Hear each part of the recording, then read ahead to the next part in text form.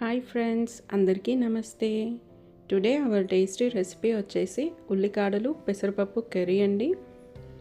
ఈ ఉల్లికాడల్లో vitamin C సమృద్ధిగా ఉంటుంది. అలాగే బీపీని నియంత్రించడంలో కూడా సహాయపడుతుంది. అలాగే చిన్నపిల్లలు ఉన్నప్పుడు గొంతులో కఫం పేరుకుపోతుంది కదా, బయటికి పంపించడానికి కూడా హెల్ప్ అవుతుంది. ముందుగా ఉల్లికాడలను బాగా వాష్ చేసుకొని ఇలా సన్నగా తరిగి పక్కన పెట్టేసుకోవాలి.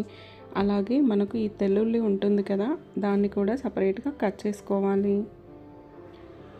మనం ఇందులోకి ఎక్స్ట్రా ఆనియన్స్ ఏమీ యాడ్ చేయాల్సిన అవసరం ఉండదు. మనకి ఇందులో ఉండే ఉల్లిపాయలు అనేది సరిపోతుంది. ఇప్పుడు వీటిని సన్నగా తరిగి మరొక వైపు పక్కన పెట్టేసుకోవాలి. ఇప్పుడు మనం ప్రాసెస్లోకి వెళ్ళిపోదాం. ముందుగా ప్యాన్ పెట్టుకొని ప్యాన్ కొద్దిగా వేడైన తర్వాత తగినంత నూనెను వేసుకోవాలి. నూనె కొద్దిగా వేడైన తర్వాత పావు టీ స్పూన్ వరకు ఆవాలు, అలాగే పావు టీ స్పూన్ వరకు జీలకర్రను వేసుకోవాలి. జీలకర్ర కొద్దిగా చిటపటలాడుతూ ఉన్నప్పుడు ఇందులోకి మనం ముందుగా కట్ చేసి పెట్టుకున్న ఆనియన్ ముక్కలను వేసుకోవాలి. ఈ ఆనియన్ ముక్కలను కలుపుతూ దూరగా ఫ్రై చేసుకోవాలి. కంప్లీట్గా ఫ్రై అవ్వాల్సిన పని లేదు, లైట్గా ఫ్రై అవుతే సరిపోతుంది. ఇలా చక్కగా ఫ్రై అయిన తర్వాత ఇందులోకి మనం కట్ చేసి పెట్టుకున్న ఉల్లికాడలను వేసుకోవాలి. ఈ ఉల్లికాడలను వేసుకున్న తర్వాత మూత పెట్టుకోకుండా స్టవ్ని మీడియం టు హై ఫ్లేమ్లో పెట్టుకొని 3 నిమిషాల పాటు బాగా ఉడికించుకోవాలి. మూత పెట్టినట్టయితే కలర్ కొంచెం చేంజ్ అవుతుంది, డార్క్ గ్రీన్ కలర్ లాగా అనిపిస్తుంది. అదే మనం మూత పెట్టుకోకుండా కనుక ఉడికించుకున్నట్టయితే లేత గ్రీన్ కలర్లో చాలా బాగుంటుంది. ఇప్పుడు ఇందులోకి ముందుగా నానబెట్టుకున్న పెసరపప్పును తీసుకుంటున్నాను. అరగంట ముందు నానబెట్టుకుంటే సరిపోతుంది. ఇప్పుడు ఈ పెసరపప్పును వేసుకొని మొత్తం అంతా కలుపుకొని ఒక 3 నుంచి 4 నిమిషాల పాటు స్టవ్ని మీడియం ఫ్లేమ్లో పెట్టుకొని బాగా ఉడికించుకోవాలి. 3 నిమిషాల తర్వాత చూసినట్టయితే చూసారు కదా, ఇలా చక్కగా ఉడికింది.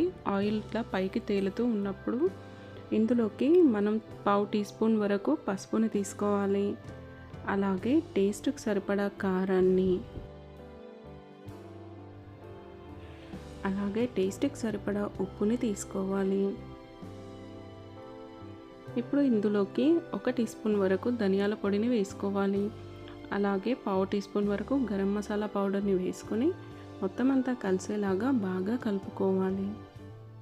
ఇలా కలుపుకున్న తర్వాత 2 నుంచి 3 నిమిషాల పాటు ఉడికించుకోవాలి. కావాలి అంటే మీరు ఈ టైంలో టమాటోస్ని కూడా వేసుకోవచ్చు.